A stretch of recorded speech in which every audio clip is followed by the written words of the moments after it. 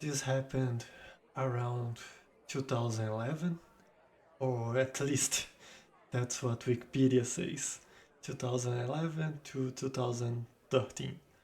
But it aligns with my memory because I remember still being at church at the time, which was when I first heard about it. Um, so I was at church at a random Sunday night gathering, and I don't remember the context of it, but I do remember the pastor mentioning the God particle in a casual manner. Like, oh, have you seen that the God particle has been discovered? The scientists don't know what to do with that information now. This threw them off. Um, and that's what I remember. That was it. Like, I don't remember the guy developing on top of it. There is a chance this was all he said, but there is also a chance that he used that to connect to a talk about how God is real or something like that. But yeah, I genuinely don't um, remember anything else. The only part that stuck with me was this one sentence.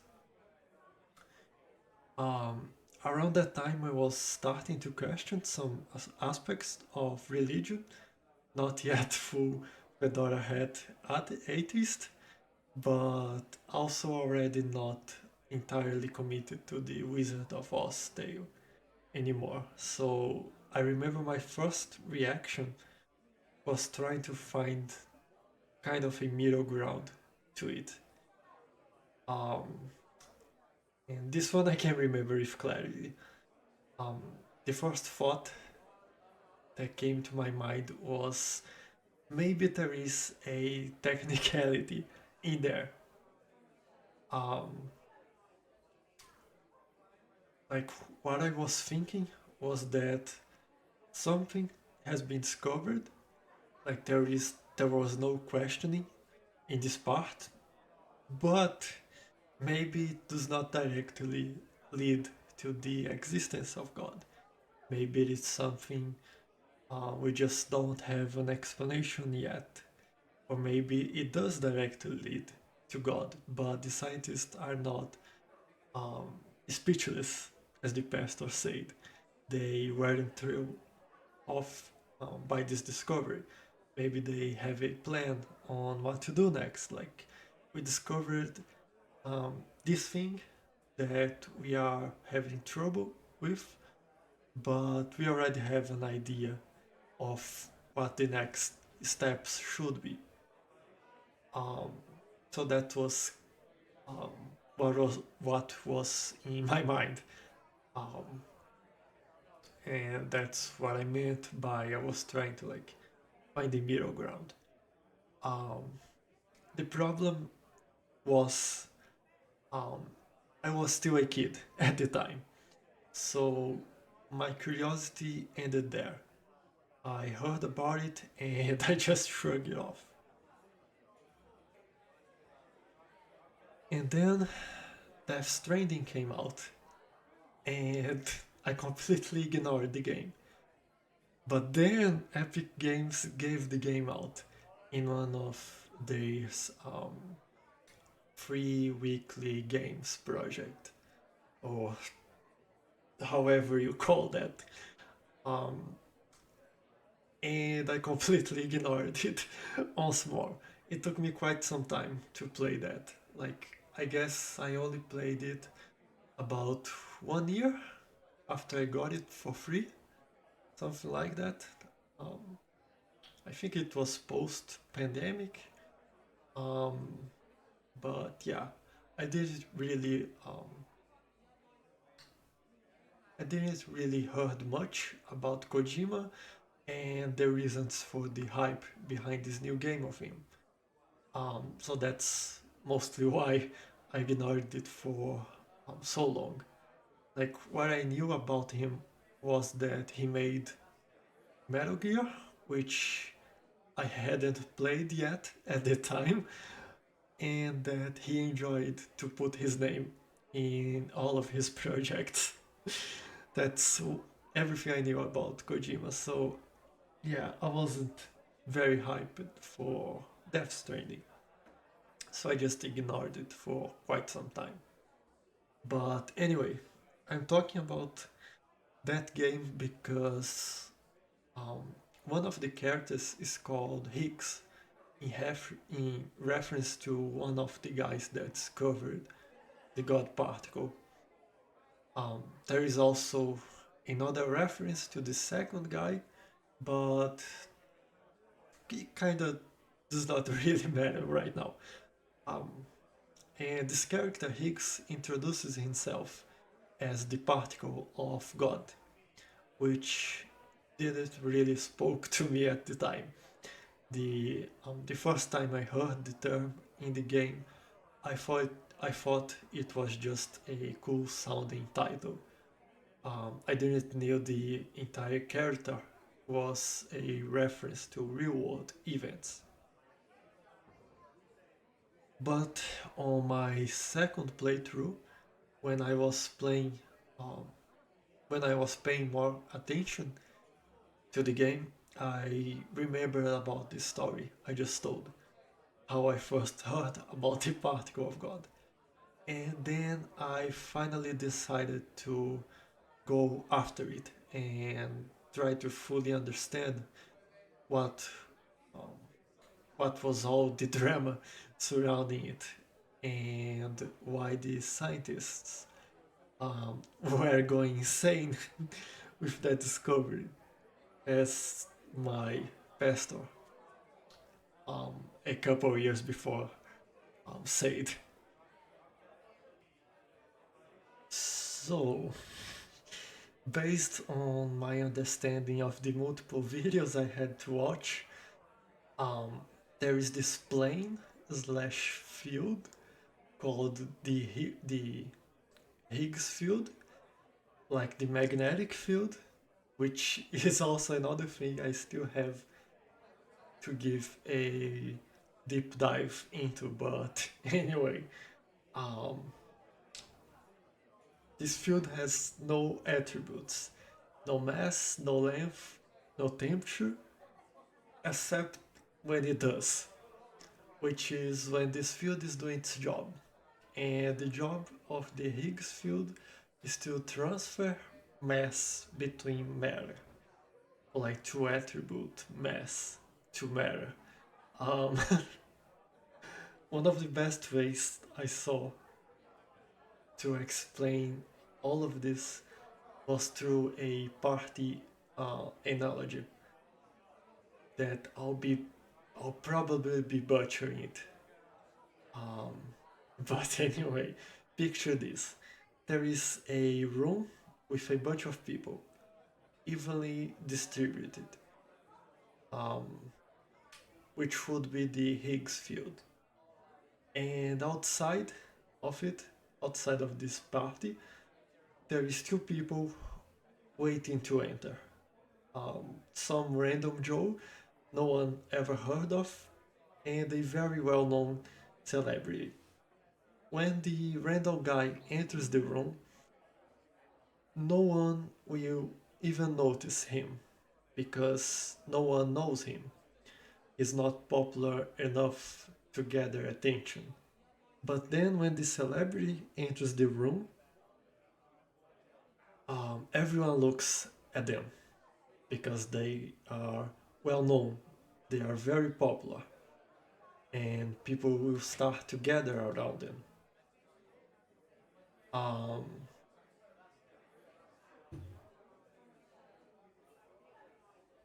and so the Higgs boson, Higgs particle, God particle, whatever you wanna call, is the force under quotation marks that will be um, attributing popularity to those two people. In the real world, outside of this analogy, it will be attributing mass to things. Um, quantum physics is truly something. I'm I imagine like people in 1,000 years laughing their asses off because of us not fully understanding it. While that's taught to them like at grade school, like the blood rituals when forging swords. I do remember now, and I really don't want to like go on a history tangent, but there was a culture in the past, the Romans, maybe the Vikings, I don't know, that used blood in the process of forging swords to make them stronger, which we know to work because there is iron in the blood.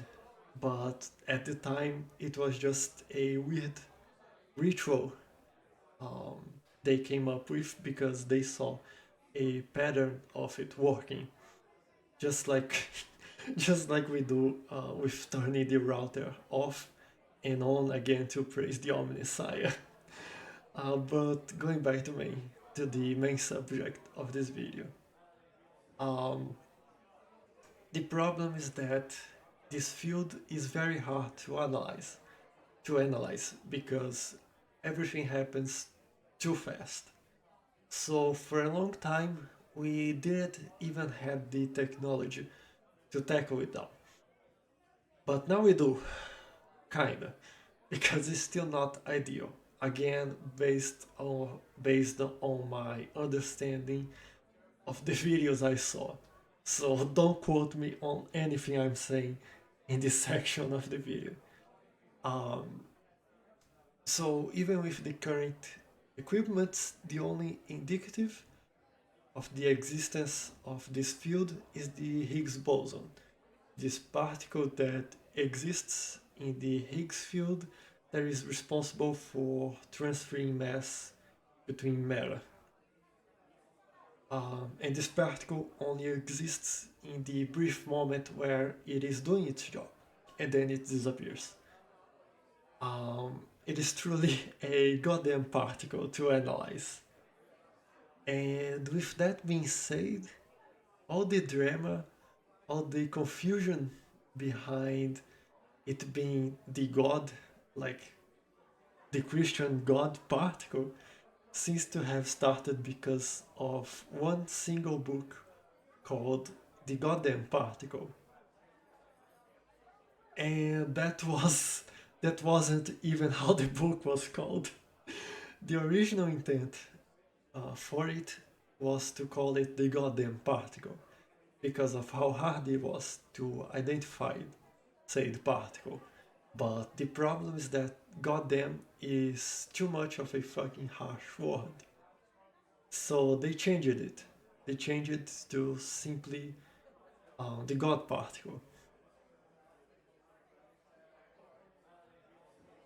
The issue with that change, now we have to deal with Christians that read only the cover of the book and feel like experts in the subject. Um, Thinking about it right now, it is kind of funny.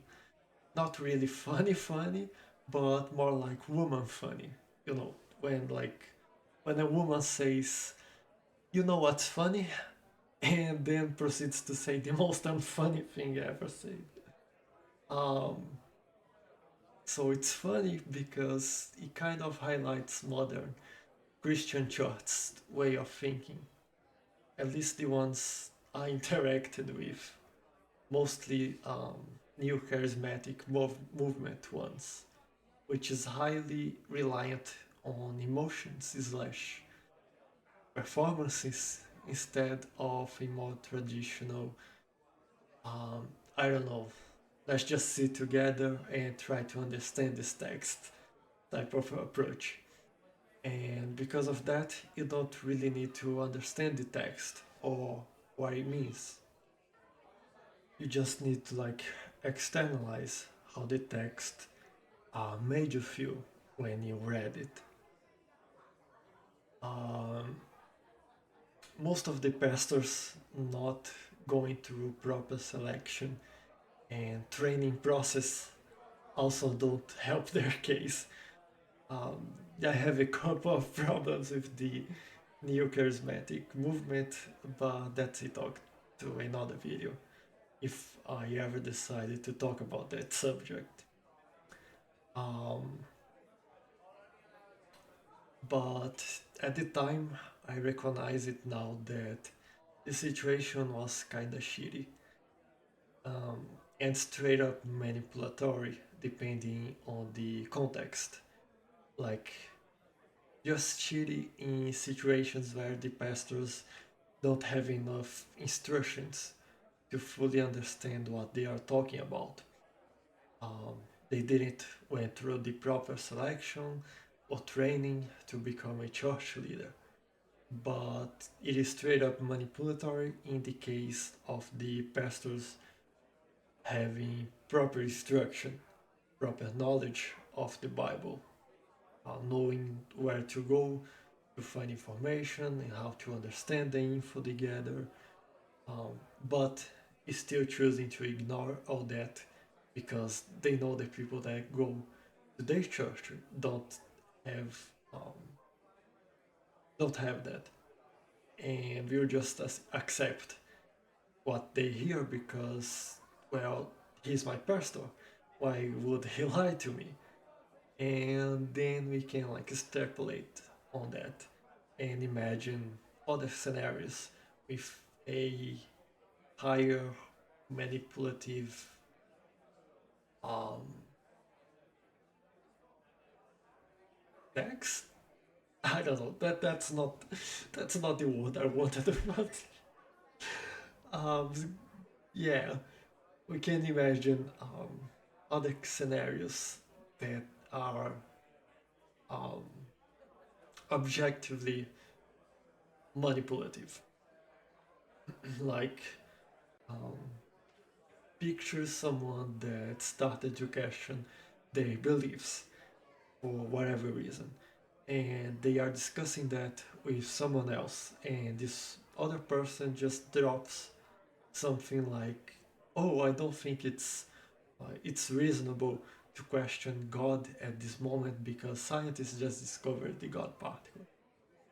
Um, it can sound a bit of a tinfoil hat situation, but the world is a big place, and I don't doubt this could have happened. Um, going off a tangent, now this also made me remember of the subtle art of not giving a fuck, which is another book that I saw some people persecuting it because of the title. Look, if Christians can say they are being persecuted while living in the West, I can say this book was persecuted too. So anyway, it got persecuted because um,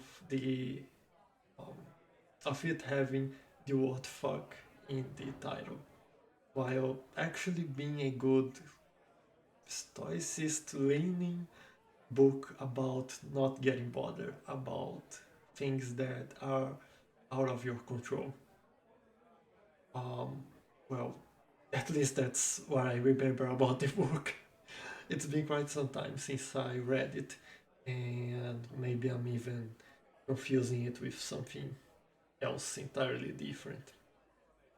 But yeah, I guess be more careful with titles you choose for your projects. Um, that's the general advice you can take from this video, um, which does not sound right when coming from a guy with a channel called The War Crime Man. Um,